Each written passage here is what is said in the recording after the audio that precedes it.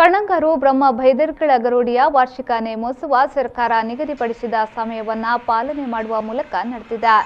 ಈ ಬಗ್ಗೆ ಮಾತನಾಡಿದ ಗರೋಡಿಯ ಪ್ರಧಾನ ಅರ್ಚಕ ಗಿರಿಧರ್ ಪೂಜಾರಿ ಅವರು, ಪ್ರತಿ ವರ್ಷದಂತೆ ಈ ವರ್ಷವೂ ನೇಮೋತ್ಸವ ನಡೆದಿದೆಯಾದರೂ ಸರ್ಕಾರದ ಆದೇಶ ಪಾಲನೆ ನೀಡುವ ನಿಟ್ಟಿನಲ್ಲಿ ಸಮಯದ ಮಿತಿಯನ್ನು ಅರಿತು ಧಾರ್ಮಿಕ ವಿಧಿವಿಧಾನಗಳನ್ನು ಬೇಗನೆ ಮುಗಿಸುವ ಎಲ್ಲ ಸಿದ್ಧತೆಗಳನ್ನು ಮಾಡಲಾಗಿದೆ. ನೇಮೋತ್ಸವದ ದಿನ ಮಧ್ಯಾಹ್ನ ಹಾಗೂ ರಾತ್ರಿ ಭಕ್ತಾದಿಗಳಿಗೆ ಅನ್ನ ಸಂತರ್ಪಣೆ ಮಾಡಲಾಗಿದ್ದು ಸಹಸ್ರಾರು ಮಂದಿ ಪಾಲ್ಗೊಂಡಿದ್ದಾರೆ. ಜಾತಿ ಧರ್ಮಗಳನ್ನು ಮೀರಿ ಗ್ರಾಮಸ್ಥರೆಲ್ಲ ಸೇರಿ ನಡೆಯುವ ಈ ಧಾರ್ಮಿಕ ಕಾರ್ಯಕ್ಕೆ ಸಹಸ್ರಾರು ಭಕ್ತಾದಿಗಳು ಪಾಲ್ಗೊಂಡಿದ್ದಾರೆ ಎಂದರು.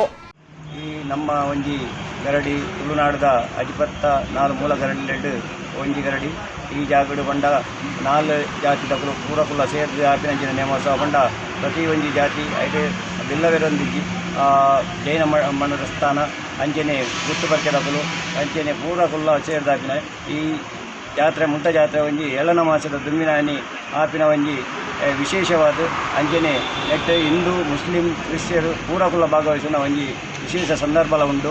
ಅಂಚ ಈ ಜಾಗ ಇತ್ತಿನೆಟ್ಟ ಒಂಜಿ ರಾಷ್ಟ್ರೀಯ ಹೆದ್ದಾರಿದ ಬರೀಟ್ ಇತ್ತಿನೆಟ್ಟ ಸದ್ ಜನ ಸಾರ್ವಜನಿಕ ಭಕ್ತ ಸಮೂಹನೇ ಸೇರೊಂದುಂಟು.